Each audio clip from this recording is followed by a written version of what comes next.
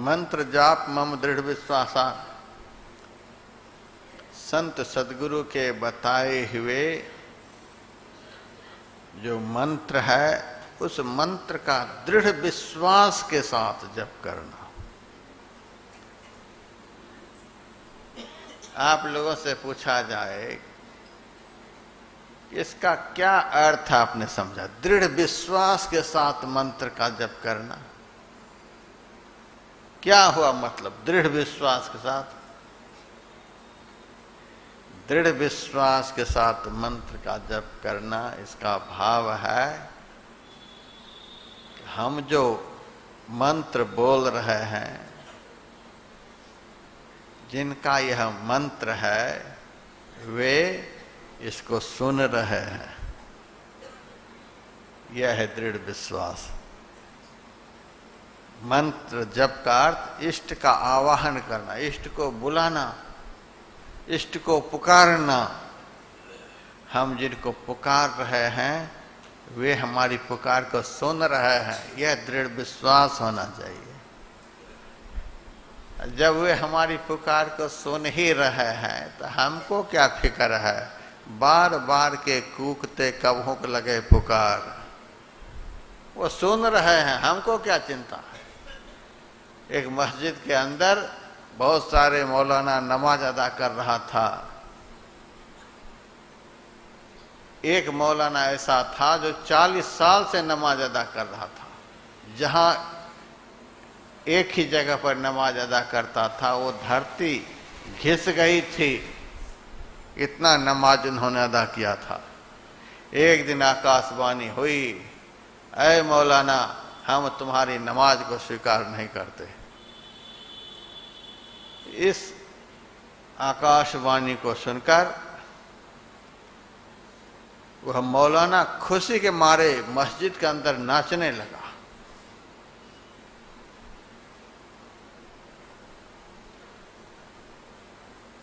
जो माई सत्संग के समय बाहर निकले उसको नाम लिख लेना है, संभव हो तो उनकी विदाई समारोह हो जानी चाहिए।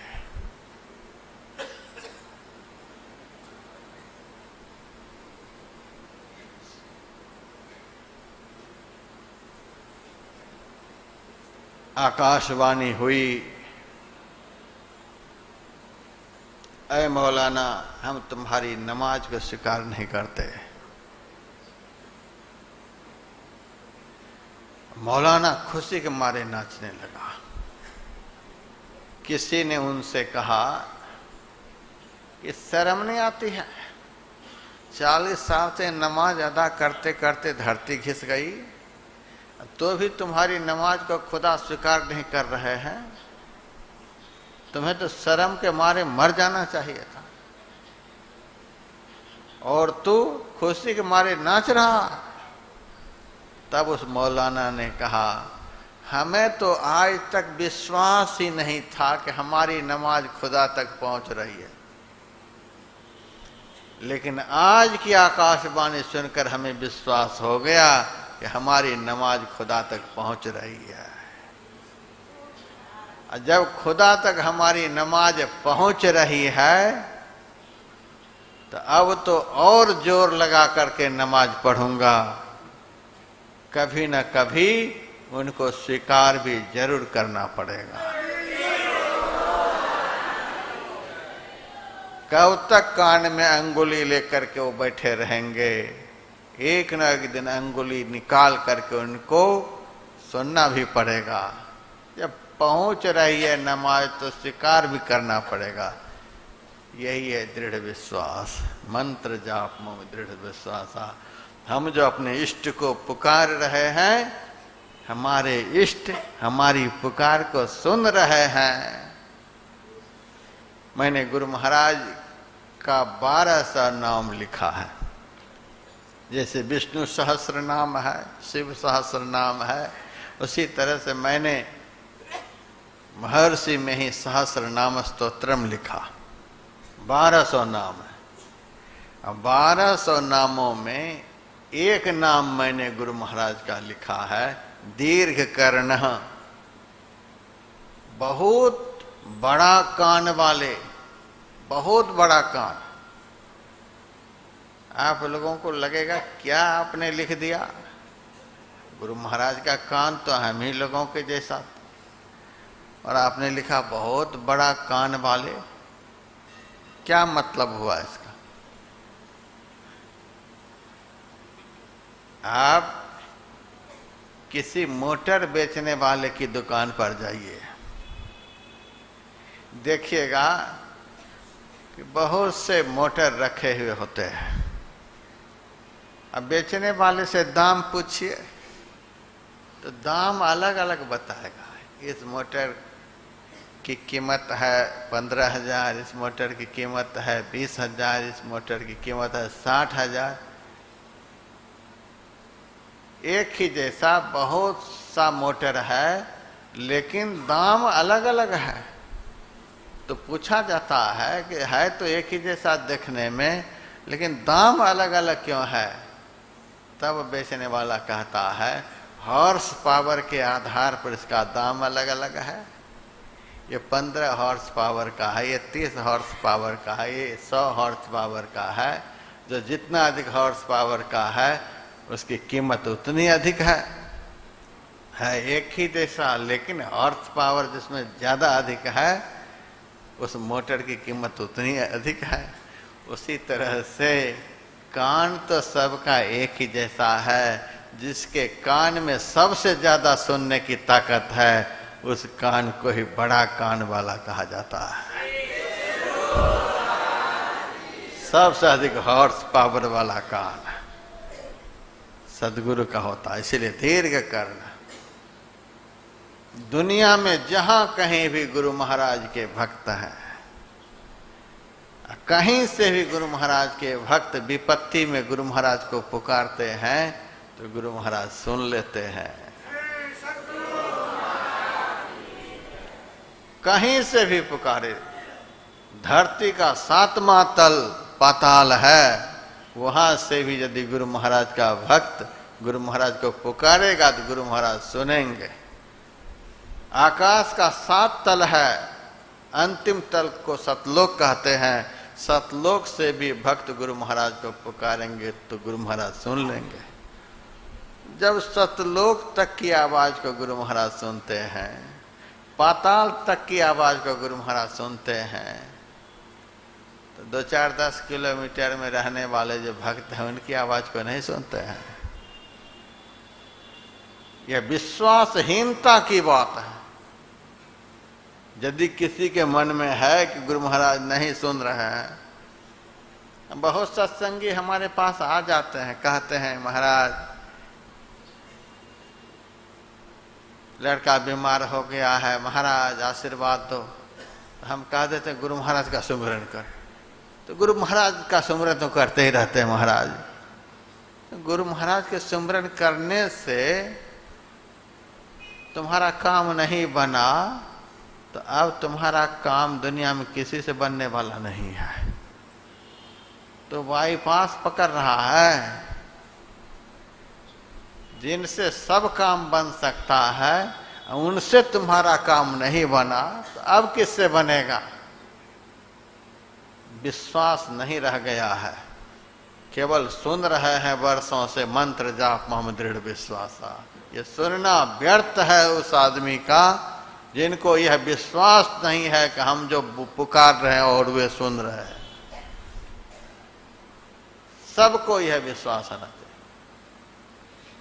ब्रह्मानंद स्वामी ने स्पष्ट शब्दों में कहा, दृढ़ भरोसा मन में करके जो भजे हरि नाम को, कहता है ब्रह्मानंद, ब्रह्मानंद माहि समाएगा।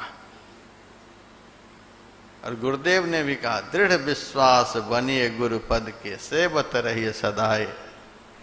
अभ्यासी गुरु से भी हंसा, मुक्ति डगर चली जाई। चलत चलत सो टपत गगन सब, भव दुख दूरी न साई। हम पुकार रहे हैं और वे सुन रहे हैं। यदि ऐसा विश्वास नहीं है जपने वाले के अंदर तो उनके जप का कोई फल नहीं होता है। पुराणों में यह भी लिखा हुआ है, मंत्र जप की बड़ी महिमा लिखी गई है। जप करने से यह होता है, नाम लेने से यह होता है, नाम लेने से यह होता है, बहुत लिखा हुआ है। लेकिन शास्त्र समाज को धोखे में नहीं रखता। शास्त्र में यह भी लिखा हुआ है, बिना विश्वास का मंत्र जप करने का कोई फल नहीं होता है। और विश्वास बस यही, हम गुरु महाराज को पुकार रहे हैं और हमारे गुरु महाराज सुन रहे हैं। और बहुत तरह का जप होता है, वाचिक जप होता है, उपांशु जप होता है, श्वास जप होता है, मानस जप होता है। बोल बोल करके जो जप करते हैं वह वाचिक जप है। खूब बोल रहे हैं, दुनिया के लोग सुन रहे हैं, लेकिन उस जप का जितना फल होता है उससे 10 गुना अधिक फल होता है। केवल होठ हिले, अपना कान सुने, दूसरा कोई नहीं सुने। ताज्जुब होगा, जो हम जोर जोर से बोल रहे हैं, सब सुन रहे हैं, उसका फल कम, और होठ जो हिला करके जप रहे हैं उसका फल ज्यादा, 10 गुना ज्यादा। अब प्रत्येक श्वास में जो जप होता है उसको श्वास जप कहते हैं। तो होठ हिला करके जो जप होता है उसको उपांशु जप कहते हैं। उपांशु जप से 100 गुना अधिक श्रेष्ठ श्वास जप है। अब तो कान भी नहीं सुन रहा, उसका तो कम फल होना चाहिए। कान भी नहीं सुन रहा है, दूसरे को भी पता नहीं चलता, उसका फल तो कम होना चाहिए। लेकिन नहीं, 100 गुना ज्यादा। और श्वास जप से 1000 गुना अधिक फलदायक मानस जप है, जो मन ही मन होता है, केवल मन बोलता है,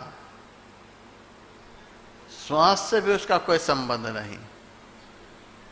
उसका फल 1000 गुना ज्यादा, उसका तो फल ही नहीं होना चाहिए। तो जितना जप को हम अंदर की तरफ ले जाते हैं उसका फल उतना ही अधिक बढ़ जाता है। इसका कारण क्या है? इसका कारण यह है कि हम जिनको पुकार रहे हैं वो हमारे अंदर में है। जितना अंदर से जप करते हैं उतना वो अंदर वाले सुनते हैं। हमारे अंदर में है, इसीलिए तो अंदर के जप का उतना ही अधिक फल बताया गया। और अंदर में कहां है? अंदर में कहां से बैठ करके सुन रहे हैं? ये थोड़ा सा इस विषय पर विचार करिए कि अंदर में वे कहां से बैठ करके सुन रहे हैं। अंदर में वहां से बैठ करके वे हमारी पुकार को सुन रहे हैं जहां से हम पुकार रहे हैं। जहां से हम पुकार रहे हैं वहीं बैठकर वे सुन रहे हैं। सतगुरु संत कंज में वासा, सदगुरु का निवास आज्ञा चक्र में होता है। अब पुकारने वाला कौन है? पुकारने वाला है जीव है। जीव का वासा कहाँ है? बिंदु मध्य जीवात्मा सूक्ष्म रूपेण वर्तते, आज्ञा चक्र में जीव का निवास है। पुकारने वाला वही है, पुकार सुनने वाला वही है। तब भी आदमी को लगता है कि हमारे गुरु महाराज सुन रहे हैं कि नहीं सुन रहे हैं। जहां से हम पुकार रहे हैं वहीं बैठकर पुकार सुनने वाले बैठे हुए हैं, तब भी लोगों को लगता है कि नहीं सुन रहे हैं। ये विश्वासहीनता है। बिना विश्वास का जो जप होता है उसका कोई फल नहीं होता है। इसीलिए हम लोगों को फल नहीं मिल रहा है। कहाँ गुरु महाराज बैठे हुए हैं, हम कब से पुकार रहे हैं, कितने संकट में पड़े हुए हैं, न जाने गुरु महाराज कहाँ हैं। अरे यह सब बोलने लग गए। विश्वास नहीं रह गया। इसीलिए पुकार तो रहे हैं लेकिन उसका फल नहीं मिल रहा है।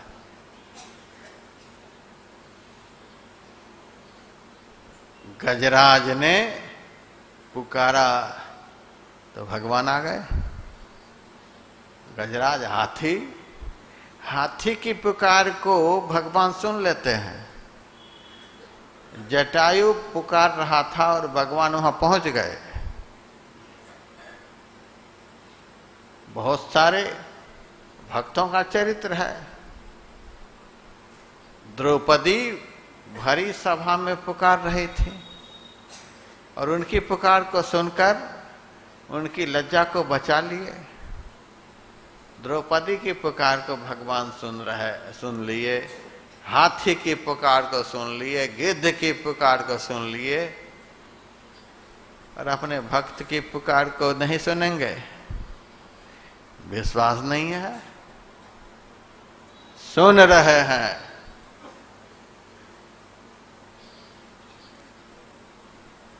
एक बार भी हम पुकारते हैं तो सुनते हैं, सुन रहा है। और यह विश्वास आपको तब होगा जब आपकी पुकार प्रत्येक श्वास में होने लगेगी।